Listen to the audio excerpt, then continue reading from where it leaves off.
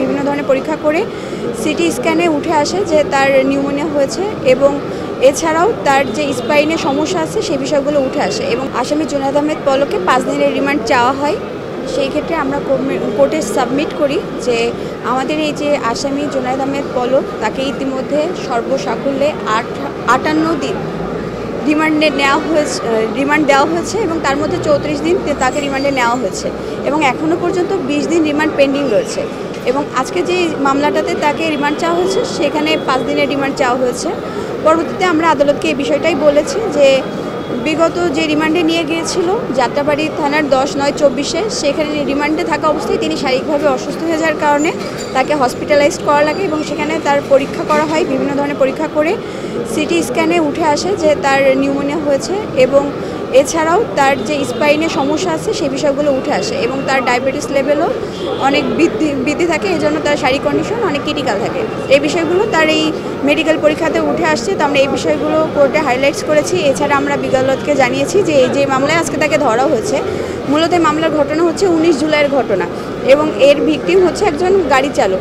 আমরা জানি যে কোঠা আন্দোলনকে কেন্দ্র করে একটি আন্দোলন হয়েছিল, সেই আন্দোলনের পরবর্তীতে সেটা জনসাধারণ আন্দোলন হয়, কিন্তু সেটা আসলে 25 তারিখের পরে যে হয় 19 তারিখ পর্যন্ত সেটা স্টুডেন্টদের ছিল, কোঠার জন্য যারা কাজ করেছে তাদের জন্য ছিল এবং সেই বিষয়টা আমরা কোর্টে হাইলাইটস করেছি যে আজকে এই যে 3 মাস 24 দিন পরে এই মামলাটা দায়ের করা হয়েছে এবং যে ভিকটিম তিনি নিজে তো এখন শারীরিকভাবে সুস্থ, তিনি নিজে আইডেন্টিফাই করতে পারবে কে বা কারা কাদের দ্বারা তিনি এভাবে ভিকটিমাইজ হয়েছে, সুতরাং এই ক্ষেত্রে অধিকতর তদন্তের প্রয়োজন নেই এবং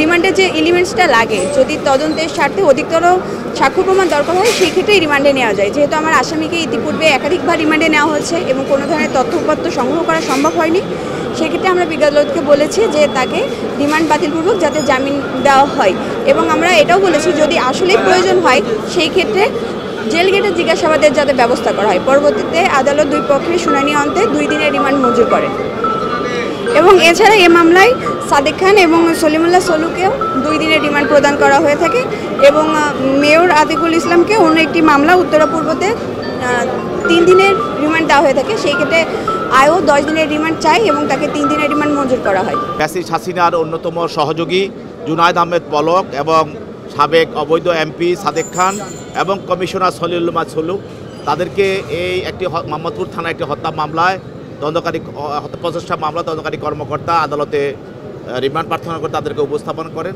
তাদের বিরুদ্ধে 5 দিন রিমান্ড প্রার্থনা করা হয় এবং বিজ্ঞ আদালত উভয় পক্ষের বক্তব্য শোনার পর 3 দিন রিমান্ড মঞ্জুর করেন।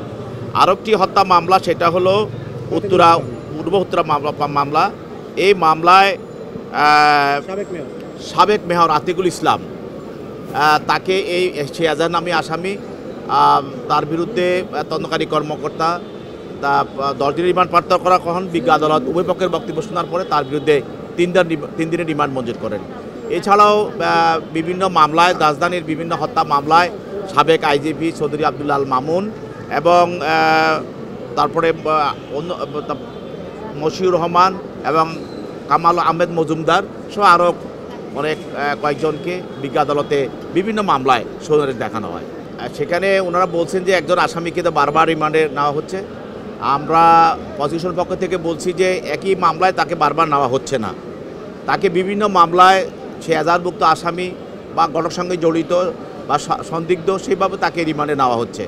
আপনারা জানেন যে এই জুলাই ছাত্র আন্দোলন, ছাত্র জনতার যে বিপ্লব এবং যে অভ্যুত্থান যে আন্দোলন, এই আন্দোলনে আমরা বলেছি যে প্রায় 1581 বা 2000 ছাত্র জনতাকে গুলি করে তাকে হত্যা করা হয়েছে। এই হত্যার সঙ্গে তো হত্যা মামলাগুলো একের পর এক দায়ের করা হয়েছে। এই মামলাগুলোর সঙ্গে কোনো না কোনোভাবে এই আসামিরা সবাই কোনো না কোনোভাবে জড়িত।